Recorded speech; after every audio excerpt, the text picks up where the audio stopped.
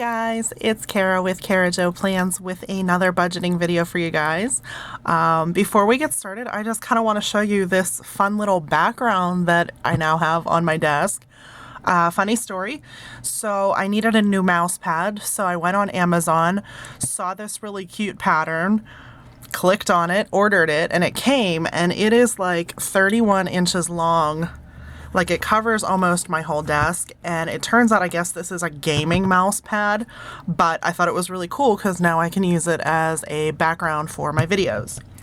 So today what we're going to be doing is setting up the March monthly budget. So I've already laid the stickers down, so we can just dive right into setting up the budget, and I am doing Dave Ramsey's financial piece. And I'm also incorporating the Budget Mom's budget by paycheck plan to kind of work out my cash envelopes and sinking funds and stuff. So over off to the side here, I just have the calendar view from the Budget Mom. And what she teaches is I mark each one of the pay periods, and you'll see that I highlight what bills are going out with each paycheck. So this one here is yellow because it's actually going out on my last February paycheck. So this paycheck coming in will cover the bills that are highlighted in red. Then this paycheck will cover all the bills that are highlighted in blue. And then this paycheck on March 31st will actually count as my first April paycheck. So let's get started. The first thing I like to do, I do leave the income blank. You guys know I fill that in later. The expenses I split into variable and fixed. So let's zoom in a little bit so that you guys can see what's going on here. All right, so here's my basic spread, and I will start with, I'm just going to start at the top of my calendar and work through and split what's fixed and what's variable.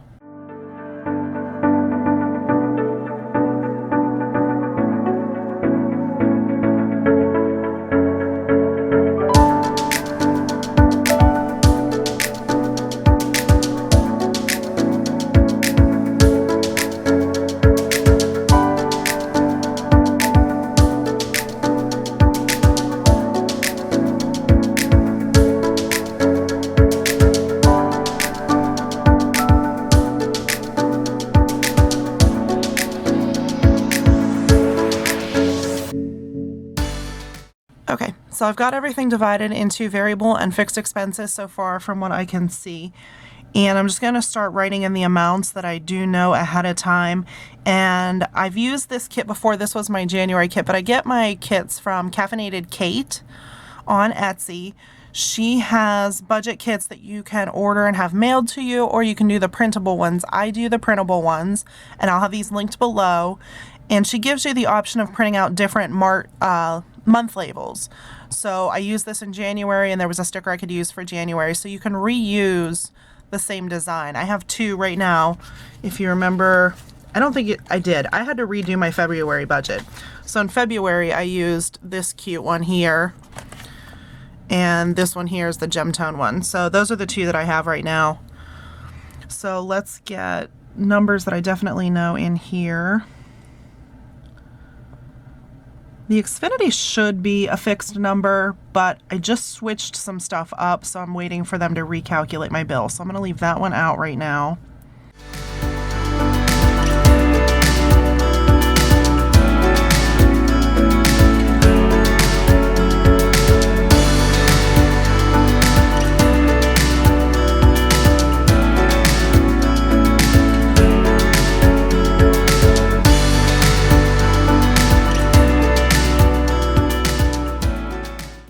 Okay, so where I'm getting these budget amounts from is I'm just looking back at February's bill. So how much was it in February? And that's kind of what I go by. And then once I get the actual statements, I put in the actual bills.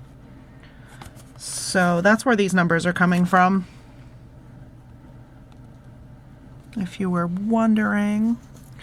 Okay, so that's a basic setup of the bills that I know that are coming out. And then once I get clarified on the Xfinity, which I should have in the next day or so, and then the rest of these come through the month. I add those in, but then I can have a good estimate on my expected outgoing budgets, and then I work on my sinking funds and any extra debt payments that I'm going to do once I have all of my income squared away and the rest of these bill statements come in. But this is the basic setup for what I do, and then I total it out with my starting balance. Now, if you're following true Dave Ramsey and you have a zero-based budget, ideally every dollar that you have should go towards something. I do like to leave just a little bit extra of a buffer in my account for my starting balance, just in case something unexpected comes up, like that I need to use a debit card for. So once I get that, that'll come on the very last day of February. I will look at my balance and put that in here, and I will figure all of that out later. So then the next page that I set up is my weekly check-in page, and what I put on here are my envelope categories. So for my cash envelopes, let me look back to February real quick. I do entertainment or fun money. And that's like if the boys and I want to go to the movies or something. Groceries, fuel, household expenses, and this would be like for cleaning supplies, garbage bags, anything that we need around the house that isn't a food item. Beauty for myself, for makeup and other fun stuff. And then the boys have started getting an allowance, so I pull that out in a cash envelope too. And this page we'll work on more once I get to my cash envelopes and my weekly check-ins. So that's where this page is going to come into play. And then for my sinking funds, I'm going to flip back to February just to make sure I don't miss anything on sinking funds.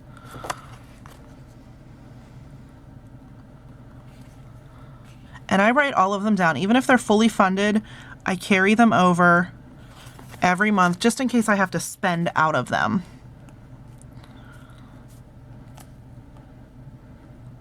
So this one is fully funded, and I know that I won't be pulling out of that one this month. And I know that fall soccer dues won't be coming out this month.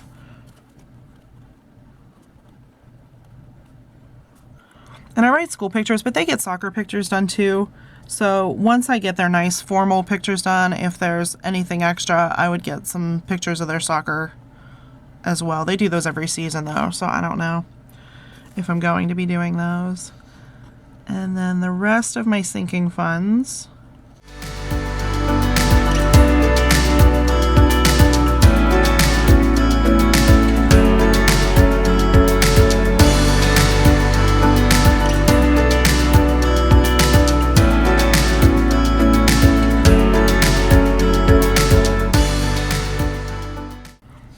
So those are the rest of the sinking funds that I'm working on. And once I close out February, I will start with my starting balances for those and check back for the February wrap up on the sinking funds. I have not completed that yet. So that's a basic overview there. And then my debt snowball. I haven't done these stickers yet, but I thought it might be kind of cool to work this out and kind of show you guys what I'm working on and the order that I'm doing them.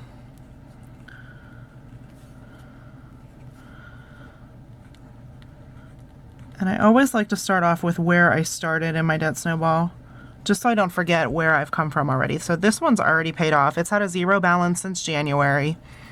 So that's pretty exciting that I have one of my debts already paid off in my debt snowball.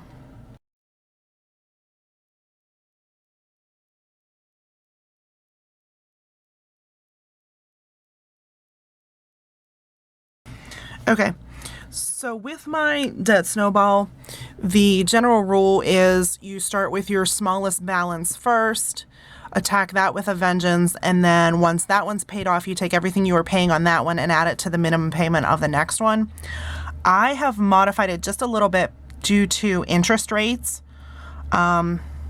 It works for me. It doesn't work for everybody. If you need the behavior coaching to do the small balances first to build up the momentum and the motivation, by all means do that. This just works best for me. I have one card that has a really high interest rate, so I want to get that one paid off first. And then these two down at the bottom, my van payment doesn't include any interest whatsoever. It was a 0% interest loan, so it's way at the bottom. So that one I'm not worried about at all as far as like the order of paying things off. I want to pay off the things that have interest accruing on them first. And that's just my personal preference for how I'm doing it. But you do what works best for you and your family. If you need the motivation of doing the small ones to the large ones and you want to follow Dave Ramsey totally strictly, that is perfectly fine. Again, it's what works best for you, because this is a debt payoff journey is totally personal. And by all means, I am not going to tell you how to do them. So again, March isn't totally set up. So what I would do is I would take my balance, my minimum payments. Some of these I do know, my minimum payments. So my Marcus is a loan, so it's always the same amount. Chrysler's a loan, so that's always the same amount. And then the Bank of America is somewhere around $66. And let me see if I have these ready yet for this month. I don't have that one yet. This one I do have. This one's going to be $218.38. Okay, so basically what I'm going to do once I get all these minimum payments is I will total up what these minimum payments are, and that's over here. And then my Chase will get a minimum payment. And then once I do my whole budget worksheet, anything left over will go into here. So say I'm paying $700 on my Chase every month. Once that Chase is paid off and it's down to zero, I can then take that $700 and add it to this minimum payment here, so that I'm really attacking this Barclay and it's going to get paid off a lot faster because I'm putting $900 towards that. So then for estimates, let's say I pay this one off. So I've got the $900 I was using on the Chase. I've got, let's just round this off for easy, $200 that I was paying on the Barclay. So now I have $1,100 that I can attack the city with 1 month. So you can see where this really builds up and you get the momentum and the steam once you're building upon those numbers that you were using to attack each debt. So this one, let's say city's about, let's say another $200 a month. So I'm already paying $1,100 on it plus the $200 minimum. Pay that one off. Now I have $1,300 that I can pay towards the Marcus. So $1,300 plus the $330. So now I'm up to $1,630 that I can pay on the Bank of America. And this is a small loan, so that I could get paid off in 2 months. So then $1,300 plus $1,330 plus $66. So say $1,400. So what if I move down to my van loan and I'm paying an extra $1,400 a month? That's almost triple the monthly payment. So my van will be paid off 3 times as fast as it would have been. So that's how this works. And I will show you this more in a recap. But this is just my monthly March setup of what pages I'm using this month and how I'm doing them. So basic layout for the monthly budget. I always do a monthly budget. Then I will do my weekly check-in with my cash envelopes. Then I will attack my sinking funds and update those at the beginning of the month and the end of the month on what I add to my sinking funds. And then we will update my Debt Snowball on how that goes. The other thing that I do every month with my Budget by Paycheck workbook, and let me zoom out again because these pages are a little bit bigger so you can see the whole thing. Okay, so with my Budget by Paycheck workbook, I have my monthly view showing which bills are going out with which paycheck. That helps me set up my paycheck bill tracker. So all the income goes up here, then my bills, then what I'm pulling out from my cash envelopes, then if I'm contributing anything to my sinking funds, and then the extra debt payments. So what I did for February, I'm pretty sure for the first paycheck of the month for February, I put a hold on my sinking funds just so I could take some of that money and attack my debt a little bit harder. Again, personal preference, how you want to do that, but this is ideally the order that you want to do them in if you're following the budget, Mom's Budget by Paycheck. So after you pay off your extra debt, then if you have extra, you can put that in savings. You can have certain things that you're saving for. So this would be like a longer term thing, not like Christmas, or Christmas would be a sinking fund. Savings could be for your next car.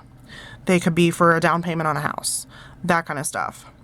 And then once you get to the bottom, your total income minus all these numbers that you paid out would be what you have left over. And ideally, if you're following Dave Ramsey, this number would be 0. You're giving every dollar a name.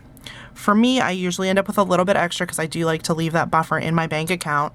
And then this number will transfer over to my next paycheck bill tracker as a starting balance. And then I also use the page that breaks down my cash envelopes. So I have 6. So I'll have 6 lines here, entertainment, groceries, and everything, and the amount that I want to contribute in them and what dollar bills I want. So I usually get a mix of 20s, 10s, and 1s because I can get those at the ATM. Sometimes if I have to go in, I'll get some 5s. So that is my March setup. Make sure you tune in, like this video, and subscribe if you want to see how I'm using this and the check-ins, the weekly paycheck setups, and my February closeout budget. So thank you guys for watching, and have a great day, and I'll see you guys next time. Bye.